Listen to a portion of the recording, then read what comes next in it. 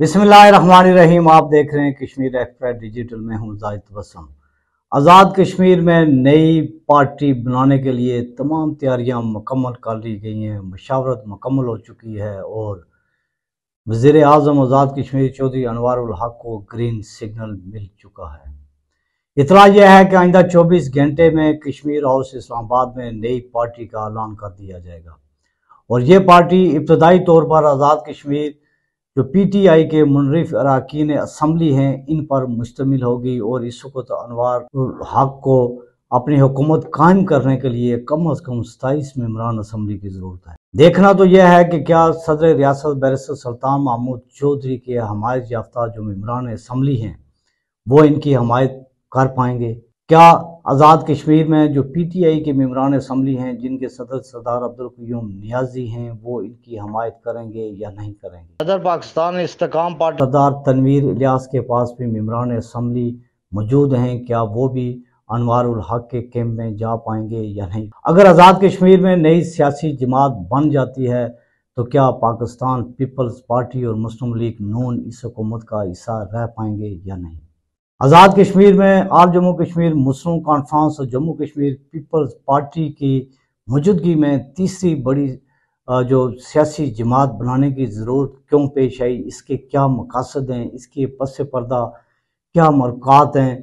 अवाम को इससे रिलीफ मिल सकेगा या नहीं मिलेगा। आज़ाद कश्मीर के जो मेंबरान असम्बली हैं जिनका तल्लुक़ पाकिस्तान से है, माजरीन के हलकों से है, क्या वो मुस्लिम लीग नून और पाकिस्तान पीपल्स पार्टी को छोड़कर आज़ाद कश्मीर में एक ऐसी सियासी जमात के मेंबर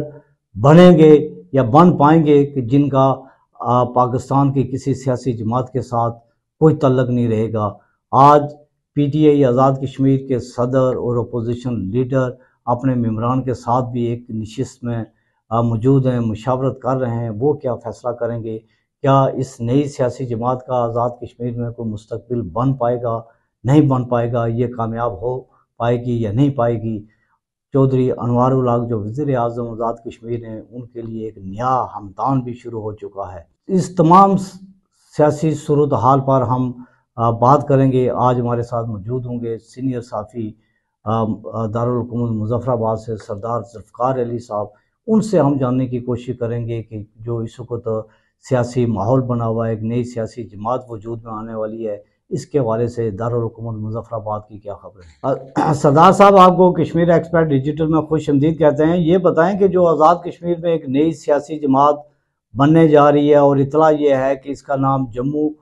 कश्मीर तहरीक इंसाफ पार्लियामेंटेरियन होगा, तो ये कब तक ये बन पाएगी और जोड़ तोड़ दारुल हुकूमत में कहाँ तक पहुँचा।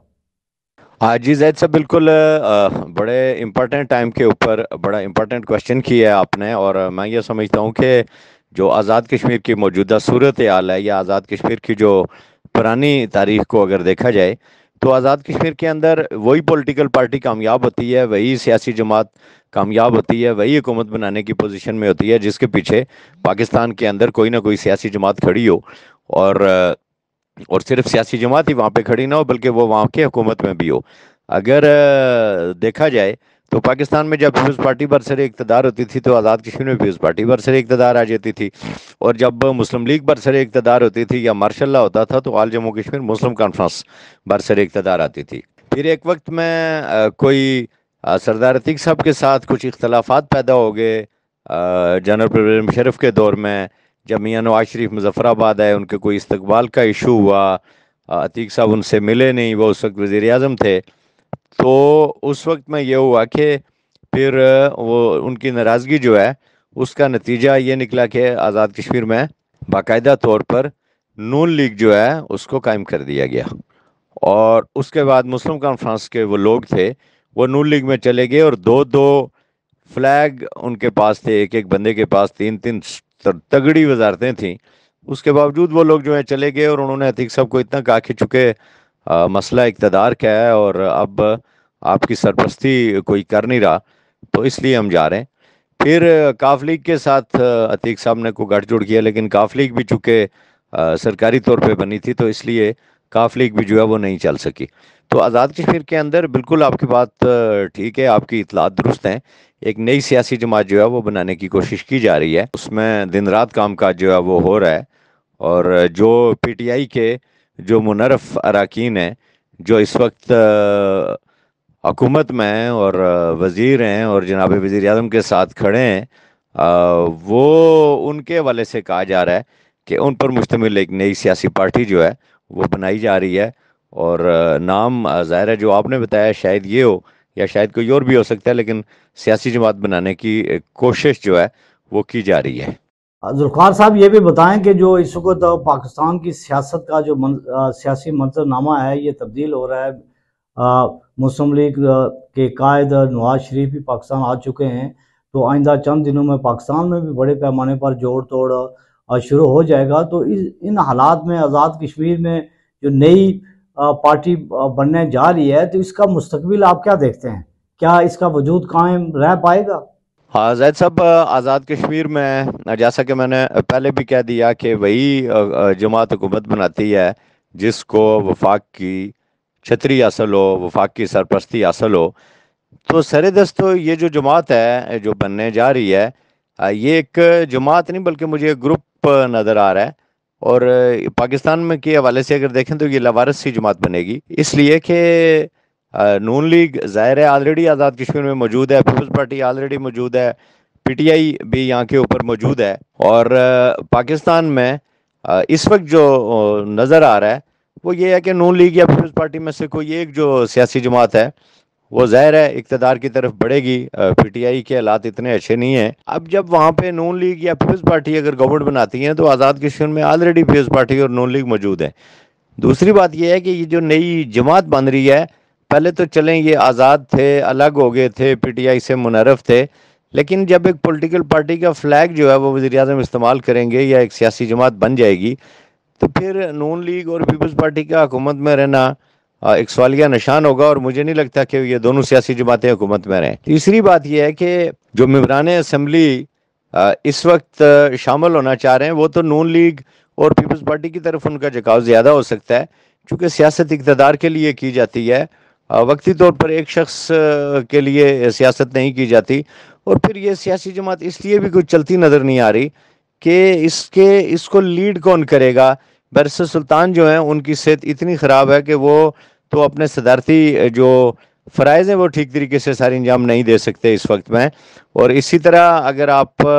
انوار الحق صاحب کو دیکھیں تو انوار الحق صاحب بھی جو ہیں وہ اس وقت اس پوزیشن پہ نہیں ہے کہ وہ پولیٹیکل پارٹی کو چلا سکیں, اور نہ ان کا کسی سیاسی جماعت کو چلانے کا تجربہ حاصل ہے, بلکہ ان کا تو سیاسی جماعت میں مستقل رہنے کا بھی ان کو تجربہ نہیں ہے. تو کس طرح وہ اس پولیٹیکل پارٹی کو چلائیں گے, اور کوئی مجھے اس گروپ میں نظر نہیں آ رہا. اور جہاں تک مہاجر ممبران اسمبلی کا تعلق ہے تو جو اس جماعت میں شامل ہوں گے ان کا مستقبل مجھے تاریک نظر آ رہا ہے, اس لیے کہ اس جماعت کے پلیٹ فارم سے وہ الیکشن لڑ نہیں سکتے, اور اگر لڑیں گے تو بری طرح ہار جائیں گے. اور پھر اس کے مد مقابل اگر نون لیگ اور پیپلز پارٹی نے وہاں پہ اپنے امیدوار سیٹ کر لیے ایک مرتبہ, تو یہ جو لوگ ہیں اس وقت وزیر ہیں, بے محکمہ ہیں, یہ میرا خیال ہے ان کا اسمبلی کا آخری دور ہوگا. ذوالفقار صاحب یہ بتائیں کہ جو نئی پارٹی بن رہی ہے, تو اس پارٹی کی موجودگی میں جو آزاد کشمیر میں پہلے سے جو ریاستی جماعتیں قائم تھی, مسلم کانفرنس اور جے کے پی پی, ان کا مستقبل کیا ہوگا, اور یہ پارٹی بنانے کی ضرورت کیوں پیش ہے, اس کی وجہ کیا ہے؟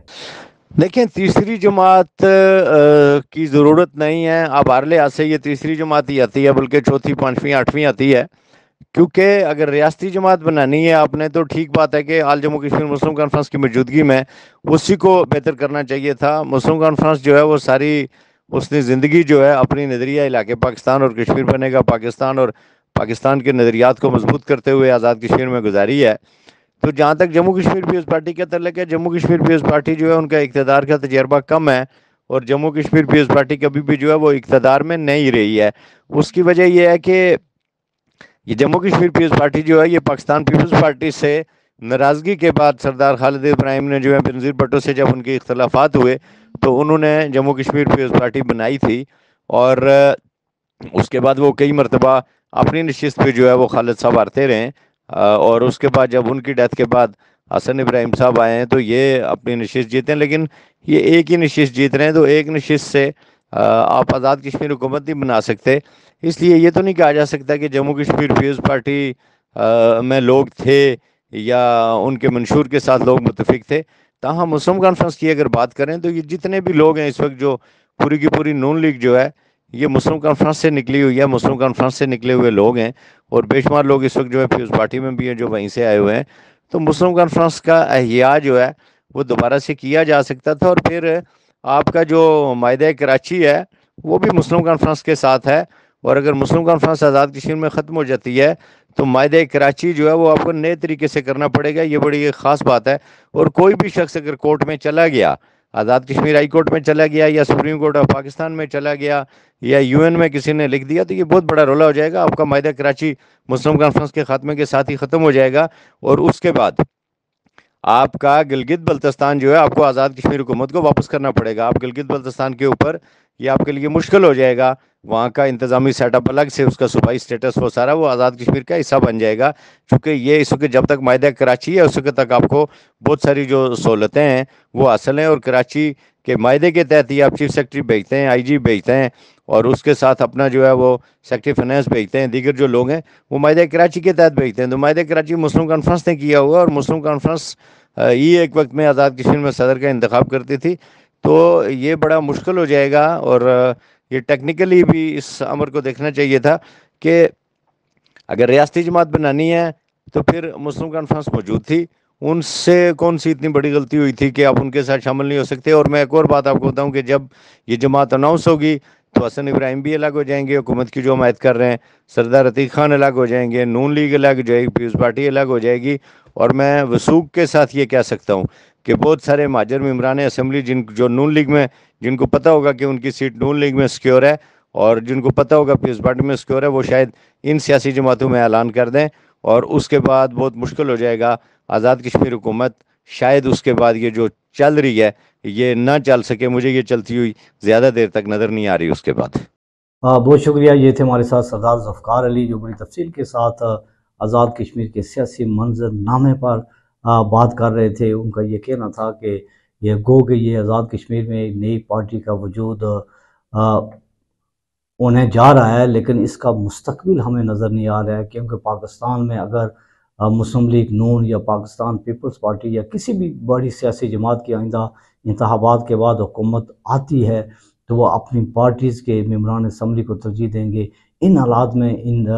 نئی پارٹی کا مستقبل کیا ہوگا یہ تو آنے والے دنوں میں ہی پتہ چلے گا، لیکن اطلاع یہ ہے کہ آئندہ 24 گھنٹے کے دوران